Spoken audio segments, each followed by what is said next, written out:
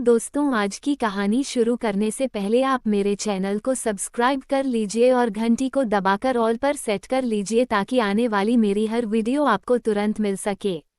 चलिए दोस्तों, आपको आज की कहानी सुनाती हूँ। किसी घने जंगल में एक बहुत बड़ा शेर रहता था। वह रोज शिकार पर निकलता और एक दो नहीं, कई कई जानवरों का काम तमाम कर देता था।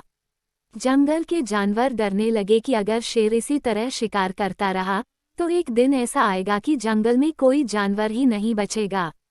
सारे जंगल में सनसनी फैल गई। शेर को रोकने के लिए कोई न कोई उपाय करना जरूरी था। एक दिन जंगल के सारे जानवर इकट्ठा हुए और इस प्रश्न पर विचार करने लगे। अंत में उन्होंने तय किया कि वे सब शेर के पास जाकर उनसे इस बारे में बात करेंगे। दूसरे दिन जानवरों का एक दल शेर के पास पहुंचा। उनको अपनी ओर आते देख शेर घबरा गया और उसने गरजकर पूछा, क्या बात है? तुम सब यहाँ क्यों आए हो?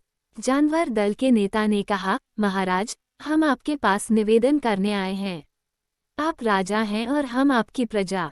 जब आप शिकार करने निकलते हैं तो बहुत जानवर मार डालते हैं। आप सबको खा भी नहीं पाते। इस तरह से हमारी संख्या कम होती जा रही है।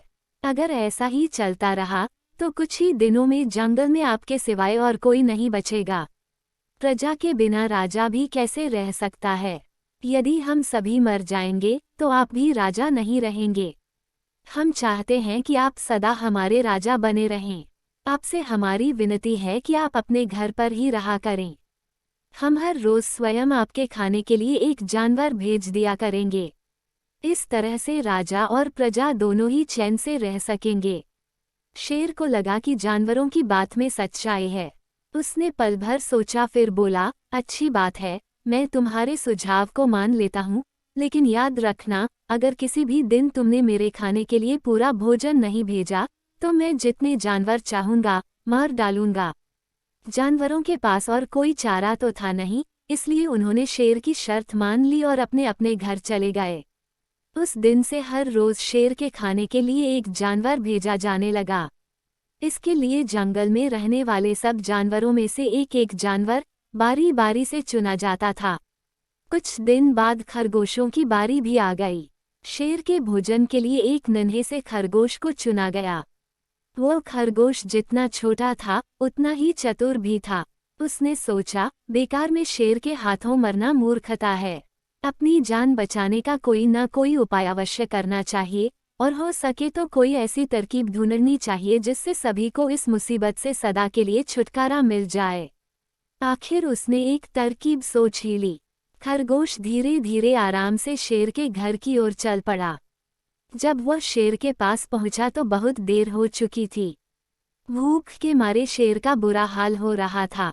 जब उसने सिर्फ एक छोटे से खरगोश को अपनी ओर आते देखा तो गुस्से से बौखला उठा और गरजकर बोला, किसने तुम्हें भेजा है?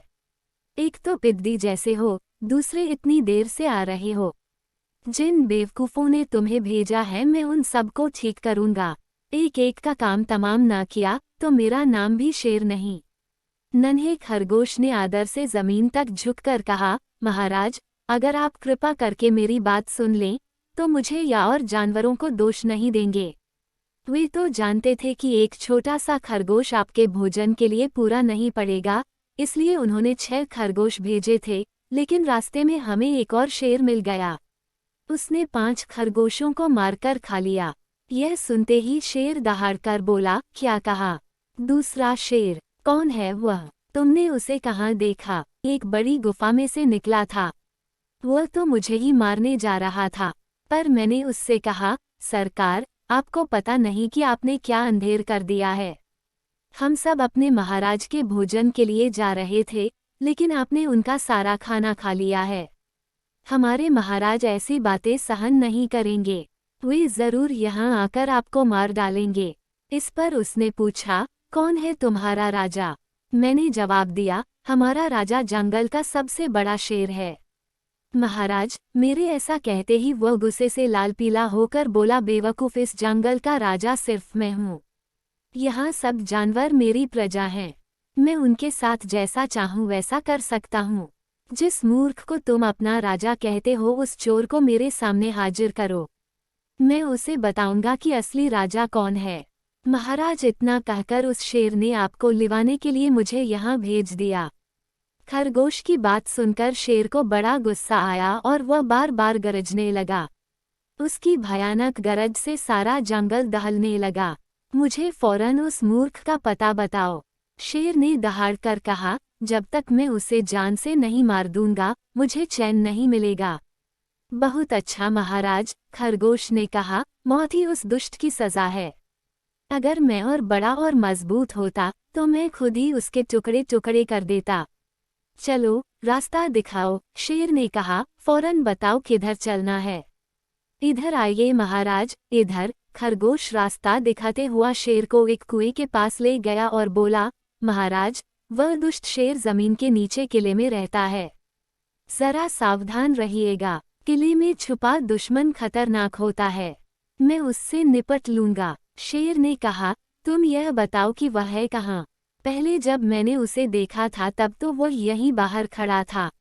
लगता है आपको आता देखकर वह किले में घुस गया है। आइए मैं आपको दिखाता हूँ। खरगोश ने कुएं के नजदीक आकर शेर से अंदर झांकने के लिए कहा। शेर ने कुएं के अंदर झांका तो उसे कुएं के पानी में अपनी परछाई दिखाई दी। परछाई को देखकर शेर जोर से दहाड़ा। कुएं के अंदर से आती हुई अपनी ही दहाड़ने की गूंज सुनकर उसने समझा कि दूसरा शेर भी दहाड़ रहा है। दुश्मन को तुरंत मार डालने के इरादे से वो फौरन कुएं में कूद पड़ा। कूदते ही पहले तो वो कुएं की दीवार से टकराया, फिर धड़ाम से पानी में गिरा और डूबकर मर गया। इस तरह चतुराई से शेर से छुट्टी पाकर नन्हा खरगोश घर लौटा। उसने जंगल के जानवरों को शेर के मारे जाने की कहानी सुनाई। दुश्मन के मारे जाने की खबर से सारे जंगल में खुशी फैल गई। जंगल के सभी जानवर खरगोश की जय जयकार करने लगे। तो दोस्तों, कैसी लगी मेरी आज की कहानी? तो एक लाइक करना तो बनता है ना, तो वीडियो को लाइक करके चैनल को सब्सक्राइब कर लीजिए और घंटी को दबाकर ऑल पर सेट कर लीजिए ताकि आने वाली हर वीडियो आपको तुरंत मिले। और मैं मिलती हूँ आपसे अगली वीडियो में, तब तक के लिए बाय बाय, जय श्री राम।